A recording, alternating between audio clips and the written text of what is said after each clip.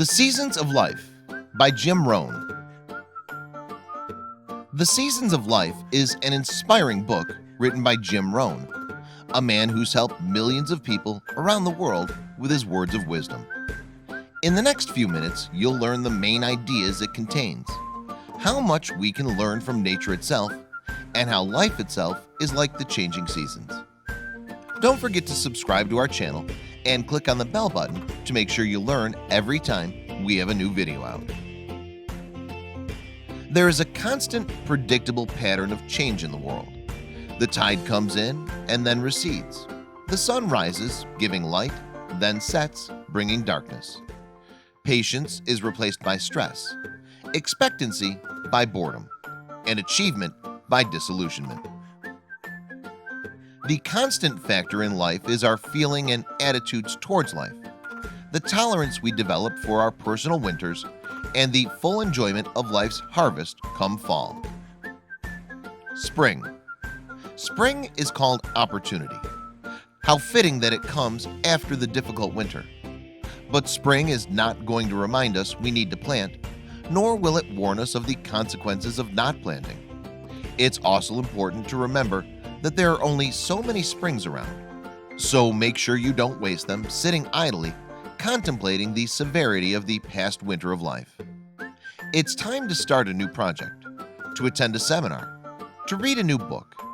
In short, it's time to work. Summer.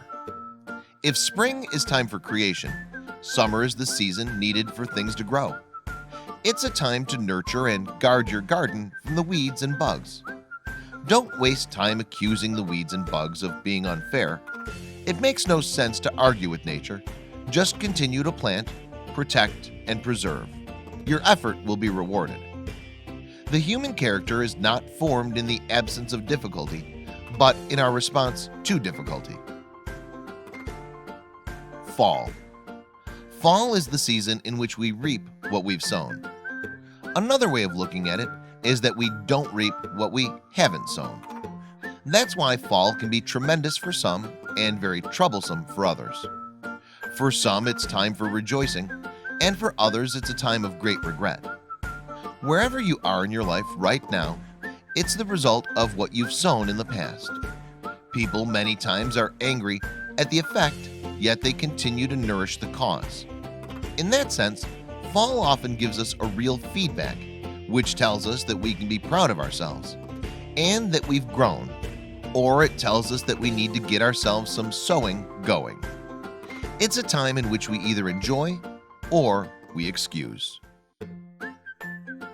Winter. One of the most important lessons in life to learn is that winter will always come. The winters of despair and loneliness, disappointment or tragedy. Winter comes in many forms.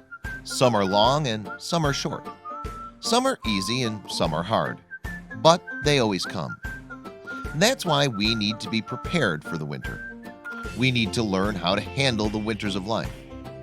For those who have prepared, it can be a time for reading, a time for planning, and a time for gathering strength for the coming spring. To those prepared, let them use winter as they would use spring to take advantage.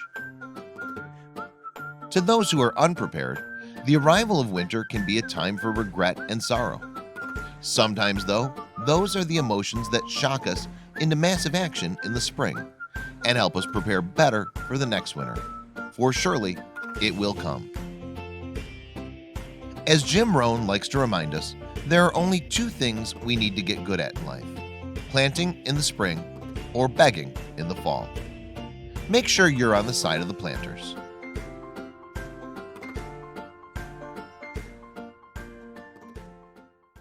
Tell us in the comments, what's your favorite book? Facebook, Read and Grow. Twitter, twitter.com/read